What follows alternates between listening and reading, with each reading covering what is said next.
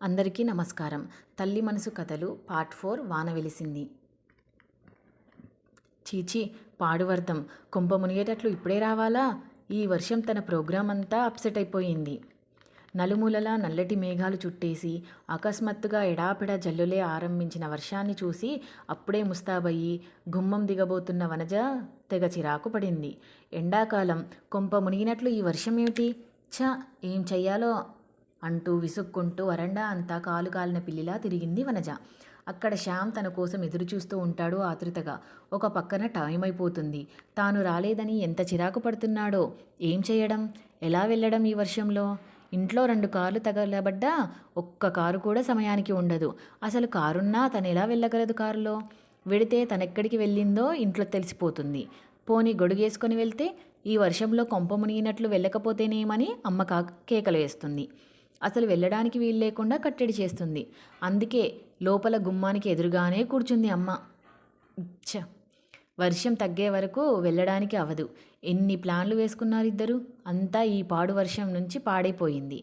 మనసులో తిట్టుకుంటూ ఆ చిరాకంతా మొహం మీదే కనపరుస్తూ విసుగ్గా నిస్సహాయంగా వీధి వరండాలో కుర్చీలో కూర్చుంది వర్షాన్ని చూస్తూ. వనజని చూసి తోకాడించుకుంటూ దగ్గరికి చేరిన తన డాగ్ని ఎప్పుడూ ముద్దులాడే వనజ ఆ చిరాకులో విసుగ్గా కిందికి తోసేసింది. వనజ ఆతృతకి తగ్గట్టుగానే వర్షం తగ్గడం అటుంచి ఉరుములు మెరుపులు గాలి జల్లులతో మరింత విజృంభించింది. నిమిషానికి వాచి చూసుకుంటూ ఆకాశం వైపు చూస్తూ ఆతృత పడసాగింది వనజ. ఇంకా అరగంటే టైం ఉంది. ముందు ఈ వర్షం తగ్గితే ఎలాగో అలా టైంకు చేరవచ్చు. ఇంకో అరగంటలో తనక్కడ ఉండకపోతే ఇవాళకి ఇంకా లాభం లేదు. ఎలా? అక్క అక్క అంటూ దగ్గరికి చేరి హ్యాండ్ బ్యాగ్ తెరుస్తున్న తమ్ముడి చేతిలో నుంచి బ్యాగ్ లాక్కొని పో వెధవ అని తిట్టి పంపేసింది ఆ కోపంలో. గాలి విసురుడికి ఎగిరే తన పవిటని విసుగ్గా దోపుకొని ఎగిరే ముంగురులని వెనక్కి తోసుకుంటూ చేసుకున్న మేకప్ అంతా చెదిరిపోతున్నందుకు చిరాకు పడింది. వనజ, ఏమిటి ఆ వర్షం జల్లు అలా పడుతుంటే అక్కడేం చేస్తున్నావు? లోపలికి రా, ఇంట్లో నుంచి తల్లి పిలిచింది. లేదమ్మా, ఇక్కడ జల్లు పడడం లేదు. వర్షం కాస్త తగ్గినా వెంటనే బయటికి వెళ్ళొచ్చని వనజ ఉద్దేశం. ఉదయం మార్నింగ్ షో సినిమాకి లలితతో వెళతాడని తల్లితో చెప్పి వప్పించింది వనజ. కానీ ఈ వర్షంలో ఇక వెళ్ళొద్దు అనేస్తుందేమోనని అమ్మ చూడకుండా మెల్లగా బయటపడాలని వనజ ఉద్దేశం. భయపడుతున్నట్టే తల్లి అనేసింది. ఇక ఈ వర్షంలో ఇప్పుడేం సినిమా పెడతావో మానేయ్, టైం కూడా అయిపోయినట్టుంది. వనజ విననట్లు జవాబియ్యలేదు. ఆతృతగా పైకి చూస్తున్న వనజకి గేటు తీసుకొని తల మీద కొంగు కప్పుకొని మెట్లెక్కి వరండా మీద రాబోతూ వనజని చూసి సందేహిస్తూ ఒక్క క్షణం ఆగిపోయింది ఒక యువతి. లోపలికి వచ్చి నుంచోండి, అలా తడుస్తారెందుకు?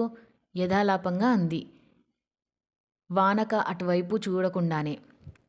వనజ వంక కృతజ్ఞతగా చూసి వరండా మీదకి వచ్చి కొంగుతో తల అద్దుకొని పమిట చెంగు పిండుకొని ఎత్తిపట్టి గాలికి ఆరవేసుకుంటూ వనజ వైపు కుతూహలంగా చూడసాగింది ఆమె. ఆమె చిరాకులో ఆమెని గురించి అంతగా పట్టించుకోలేదు వనజ. ఒకసారి యథాలాపంగా చూసి ఊరుకుంది. బట్టలు పాతవైనా శుభ్రంగానే ఉన్నాయి. మనిషి మొహం చూస్తే చదువు సంస్కారం ఉన్న మనిషిలాగే అనిపించింది. సదా వాయిల్ చీర, ఆకు చెప్పులు, సగం అల్లి వదిలిన జడ, ఏదో నిడారంబరంగా ఉన్న ఆమె మొహంలో ఒకప్పుడు బాగా బతికిన టీవీ దర్జా ఇంకా మాసిపోలేదు. గర్భిణీలా ఉంది. మొహం పాలిపోయి కళ్ళల్లో జీవం లేకుండా నిల్చోడానికే ప్రయాసపడుతున్నట్లు కనిపించింది. ఆమెను చూసి కూర్చోండి ఎలా? ఓ కుర్చీ చూపించింది వనజ. ఆమె కాస్త బిదియపడుతూ కూర్చుంది. టైం ఎంత అయిందండి? 10:15 ముక్తసరిగా అంది వనజ. అమ్మయ్యో, 10:15 ఆందోళనగా అంది ఆమె.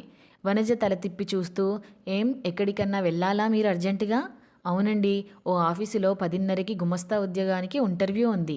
ఇంటి నుంచి బయలుదేరానో లేదో పాడు వర్షం పట్టుకుంది. రోడ్డు మీద ఎక్కడ నిల్చుందామన్నా ఏదీ కనపడటం లేదు. ఎక్కుదామంటే ఓ రిక్షా అయినా కనిపించట్లేదు. బట్టలన్నీ సగం తడిసిపోయాయి. ఇంకా పూర్తిగా తడిస్తే ఇంటర్వ్యూకి ఎలా వెళ్ళడం అని ఆగాను. ఇప్పటికీ తగ్గుతుందో ఏమో ఈ వర్షం. టైంకి వెళ్ళగలనా లేదో విచారంగా అంది ఆమె. ఏం చదివారు మీరు? ఉద్యోగస్తురాలని తెలియగానే కాస్త కుతూహలం కలిగింది ఆమె పట్ల. ఇంటర్ పాస్ అయ్యాను. ఏదో దేవుడి దయవల్ల ఆ చదువైనా ఉంది కాబట్టి సరిపోయింది. లేకపోతే నా గతి వీధి పాలయ్యేది. తనలో తాను అనుకున్నట్టు గొనిగింది ఆమె. వనజ ఆశ్చర్యంగా చూసింది. ఏం మీరెందుకు ఉద్యోగం చేయాలనుకుంటున్నారు? మీ వారికేం ఉద్యోగం లేదా? ఈ స్థితిలో మీరెందుకు పని చేయడం? అదోలా నవ్వింది ఆమె. వారు శ్రీవారు ఉండి ఉంటే నాకీ పాటలెందుకు? అంటే చనిపోయారా? ఆమెని పరిశీలించి చూస్తూ ఆశ్చర్యంగా అడిగింది వనజ. చనిపోయినా ఏడుపు ఏడ్చి నా కర్మ అని సరిపెట్టుకునేదాన్ని కఠినంగా అంది ఆమె. తెల్లబోతూ చూసింది వనజ. వనజ ముఖంలో హావభావాలు చూసి తన తొందరపాటుని కప్పిపుచ్చుకుంటూ నాకు పెళ్ళి ఓ మొగుడు ఉంటే నా బతుక్కి ఇంకేం కావాలి? మరి మరి మీరు? అడగదలుచుకున్న ప్రశ్న ఎలా అడగాలో తెలియక తనబడింది వనజ. మీ అనుమానం అర్థమయ్యింది. కర్మ చేతులారా చేసుకున్నది అనుభవించవద్దు విషాదంగా అంది ఆమె. అయినా మీకెందుకులేండి ఇలాంటి సంగతులు, చిన్నవాళ్ళు ఏం చదువుతున్నారమ్మా? మాట మారుస్తూ అడిగింది ఆమె. BA second year. నేను ఇలాగే బిఏ చదువుతుండేదాన్ని. నాకు అపురూపంగా పెంచిన తల్లి, తండ్రి, డబ్బు, హోదా అన్నీ ఉండేవి. అన్నీ ఉండి ఈనాడు ఏమీ లేక ఎవరికీ చెందని దాన్నైపోయాను దైన్యంగా అంటూ నిట్టూర్చింది ఆమె. ఎందుకు వెళ్ళిపోయారు ఇంట్లో నుంచి? ఏం జరిగింది? ఎవరైనా ఏమైనా అన్నారా? ఇష్టం లేని పెళ్లి చేసుకోమన్నారా? కుతూహలం ఆపుకోలేక చదివిన పుస్తకాల, చూసిన సినిమాల విజ్ఞానమంతా ఉపయోగించి అడిగింది వనజ. ఎందుకు వెళ్ళిపోయానా? బుద్ధి వక్రమార్గం పట్టి వళ్ళు తిమ్మిరెక్కి కళ్ళు మూసుకుపోయి చదువుకొని కూడా ఉచితాసుచితాలు తెలియకుండానే జ్ఞానం లేక ప్రేమ ప్రేమ అనుకొని మోహంలో పడి ఓ మోసగాన్ని నమ్మి గోతిలో దిగాను. గొయ్యి అని ఎలా తెలుస్తుంది? అంతా అనుభవించాకే కదా తెలుస్తుంది. అప్పుడు ఆ మైకంలో ఒళ్ళు తెలియని మోహంలో ఇంకేమైనా తెలుస్తుందా? వంశం, పరువు, ప్రతిష్ట, తల్లిదండ్రుల బాధ, వారికి కలిగే తలవంపులు, నా భవిష్యత్తు గురించి ఏమైనా ఆలోచనలు వస్తాయా? అబ్బే! ఆ యవ్వనపు పొంగులో, ఆ ఉద్రేకంలో, ఆ వల్లు తెలియని వ్యామోహంతో పాటు ఎటు చూసినా నవవసంతమే, ఎటు చూసినా స్వర్గ సౌఖ్యాలే. ఆ రోజుల్లో ఆనందం ఎలా తెలుస్తుంది మీకు? యుగయుగాలుగా ఒకరి కోసం ఒకరు పుట్టామనిపించింది. ఈ బంధం జన్మజన్మలదని, విడదీస్తే వీడేది కాదని అనిపించేది. ఏదో మత్తుమందు జల్లిన అనుభూతి అప్పటిది. కుమారే నా సర్వం, నా సర్వస్వం. అతను లేనిదే నేను ఈ లోకంలో జీవించలేను అనిపించేది ఆ రోజుల్లో. కుమార్ ఎవరతను? కుమారెవరా? నా సర్వస్వం అని నమ్మి ఇల్లు వాకిలి తల్లిదండ్రులను వదిలి ఎవరి మోహంలో పడి వెళ్ళానో అతను నమ్మించి అవసరం తీరాక మోసం చేసి నా ఈ స్థితికి కారకుడైన వంచకుడు, ద్రోహి, ఆ పాప ఫలాన్ని మోస్తున్న నా బిడ్డ తండ్రి. ఆవేశంతో ఆమె కళ్ళు ఎర్రబడి ఆమె పెదాలు అదిరాయి. ఉలిక్కిపడింది వనజ. ఎందుకో ఏమయ్యాడో అతను? మిమ్మల్ని వదిలి వెళ్ళిపోయాడా? ఆతృతగా అడిగింది. అంతకన్నా ఏం చేస్తాడు? ఆ ప్రేమ వేడి పోయాక ఇంక నన్నేం చేసుకుంటాడు? ఇదిగో పెళ్లి చేసుకుందాం, అదిగో చేసుకుందాం, ఉద్యోగం దొరకని అంటూ 6 నెలల కాలం గడిపి నేను తెచ్చిన డబ్బు, నా వంటెడు నగలు అన్నీ హరించాక నేను చేసిన సాహసానికి, పాపపు పనికి సాక్షిగా నా మీద చెరగని ముద్ర వేసి తన పాటికి తాను వెళ్ళిపోయాడు. అంతకంటే ఏదో ఉద్ధరిస్తాడని తల్లిదండ్రులను కాదని వచ్చిన వాణ్ణి పెళ్లాడి మురిసిపోదామని నేను అనుకున్నాను. అతన్ని నమ్మి వస్తే అది నా పొరపాటు, కానీ అతని తప్పెలా అవుతుంది? కావలసిందేలే నాకిలా. ఈ శిక్ష నాకు సరి అయిందే. మంచి మర్యాద లేకుండగా కనిపించిన తల్లిదండ్రులను కాదని ప్రేమ ప్రేమ అని బరితెగించి ఇల్లొదిలి వెళ్ళిన ఆడపిల్లలకి ఇంతకంటే ఏం జరుగుతుంది? కడుపులో దాచుకునే తల్లి, ఉన్నతిని ఆకాంక్షించే తండ్రి, రక్తం పంచుకున్న తోడబుట్టిన వాళ్ళు, ధనం గౌరవం ఉండి అందరినీ వదులుకొని ఇంతమంది ఉన్నా ఎవరికి మొహం చూపించలేని ఈ స్థితి కంటే శిక్ష ఏముంటుంది?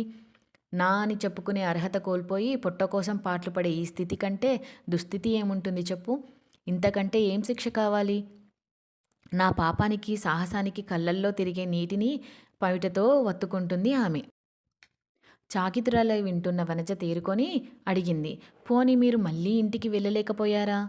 లేకపోతే అతని ఇంటికి వెళ్ళి నలుగురి ముందు చేసిన పనిని తలెత్తుకోకుండా సంగతి బయట పెట్టలేకపోయారా? ఆమె చాతకానితనానికి జాలిపడుతూ సలహా ఇచ్చింది వనజ. అదీ అయ్యింది. అంత తేలిగ్గా నేను మాత్రం వదలానా? తర్వాత వదలక చేసేదేముందని తెలుసుకున్నాను.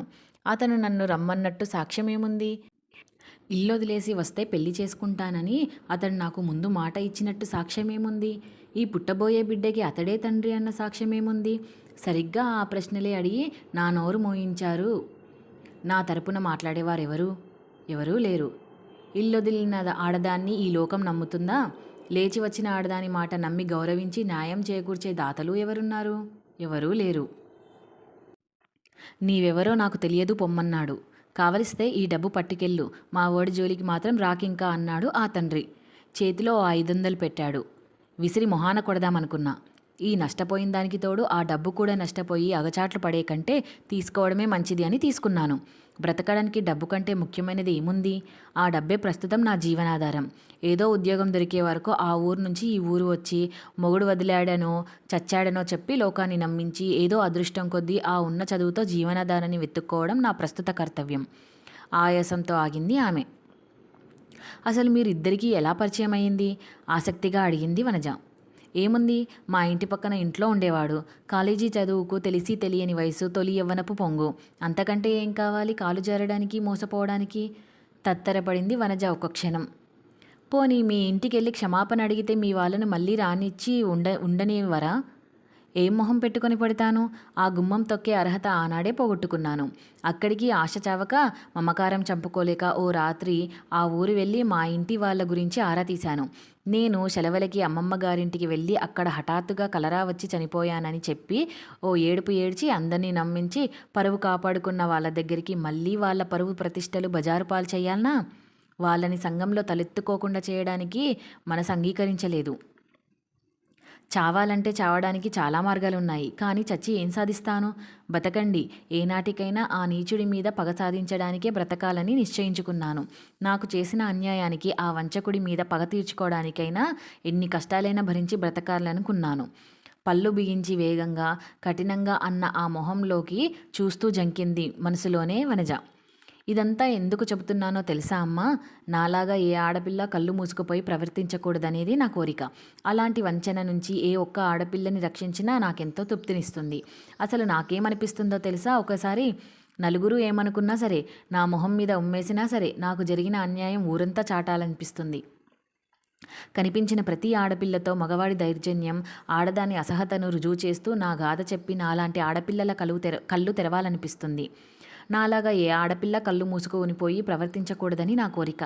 ఇలాంటి దుస్థితిలో ఏ అమాయకురాలు చిక్కకూడదని నా ఆశ. నిట్టూరుస్తూ బయటికి చూసిందామె.